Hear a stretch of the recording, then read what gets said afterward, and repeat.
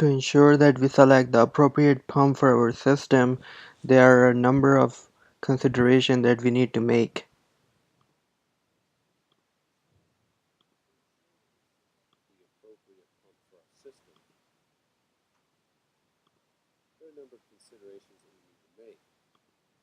First, I want to draw your attention to the figure has been inserted here, where there are several lines shown here. We'll describe each one in turn, but first I want to point your attention to the solid black line that's curving downwards. That is a poor performance curve, and the solid gray line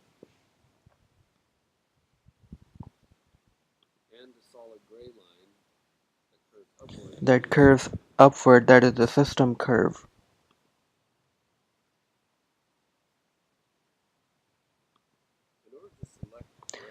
In order to select the correct pump, we want to see where the operation point of the pump is, and it's going to be where the pump performance curve intersects with the system curve.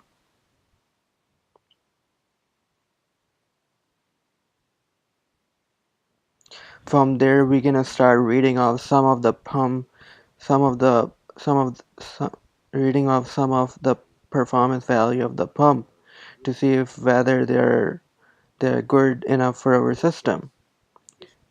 So the first case, efficiency, we want to know that we are operating near at or near the best efficiency point of that pump. So if we go from our operating point and draw a line upwards and then over to read off the efficiency, we can see that our operating point is pretty darn close, essentially at the best efficiency point of the pump performance.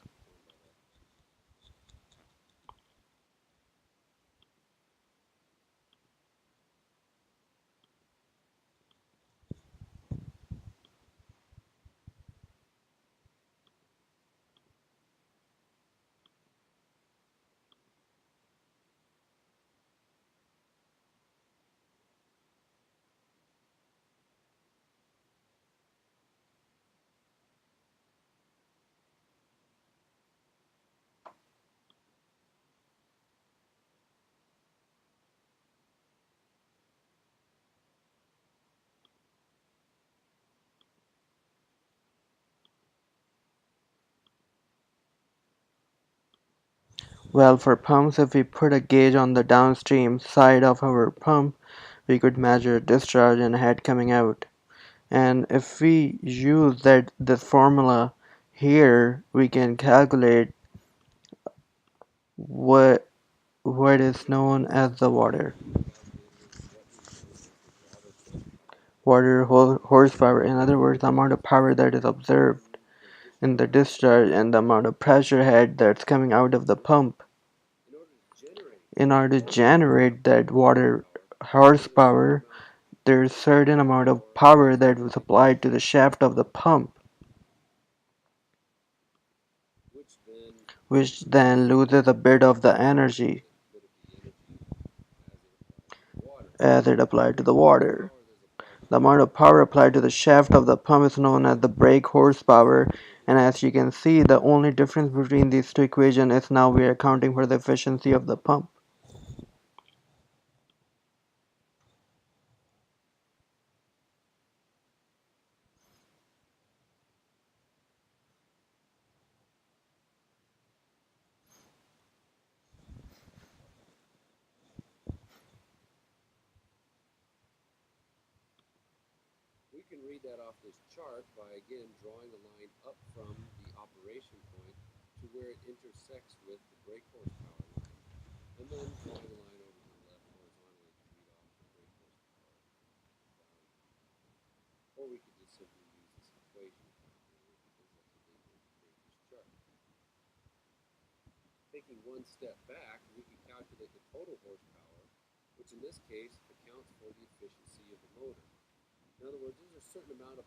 In other words, there's a certain amount of electricity that comes out of the wall and gets inserted into the motor. Then the motor converts the electrical power from the wall into mechanical power applied to the shaft of the pump. So the only difference between that equation and the previous is, as you can see, the efficiency of the motor term. And this is helpful for us because we want to know how much power is required to operate. For every 1 horsepower we have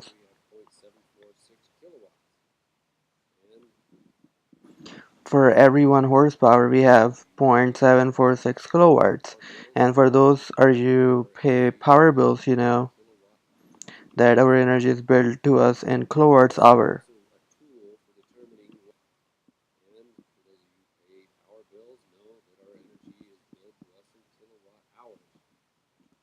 So this will give us all the tools for determining what is the cost of operating our pumps. By the way, if you wanted to use these formulas for water horsepower, brake horsepower, total horsepower English units, meaning we insert gallons per minute, you just swipe out the 550 and insert 3960 into those equations. The third consideration we want to make is something that is called the net positive suction head. Positive suction head is a pressure head that needs to be maintained in order to avoid cavitation inside the pump. Cavitation is a process where gas is extracted from the fluid either because the swishing of the plates of the impeller or because the temperature, the water or what have you, the gas bubble will stir extracted from the fluid and begin to form on the impeller blades. They will smash as the impeller plate continue to operate. They will smash these little gas bubbles to the point where the gas bubble will explode on the blade. And we don't want cavitation to happen because it shortens the life of our pump. It is also a noisy process. It's also very dangerous, damaging to the equipment that is incurring the pump in place and trying to keep it from vibrating itself. We want to avoid cavitation at all cost. Every pump has the required amount of net positive suction head, that is a function of the impeller diameter, the rotational speed to the pump, and so on, so forth in the to create this last curve you see on the bottom of the chart upward the plot.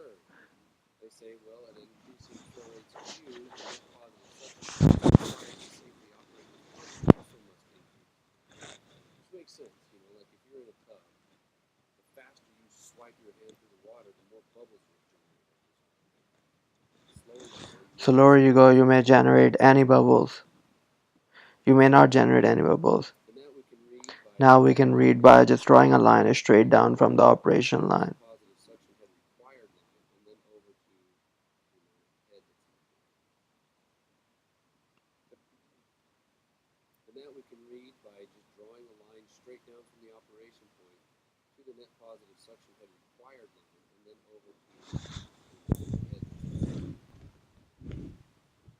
There's also in our system a net positive suction head available this week out.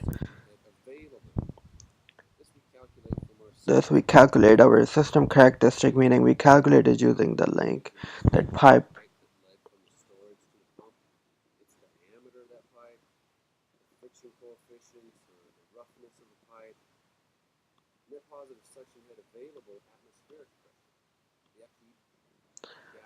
But as I mentioned earlier, brief as its smear positive net suction head, vapor pressure is like the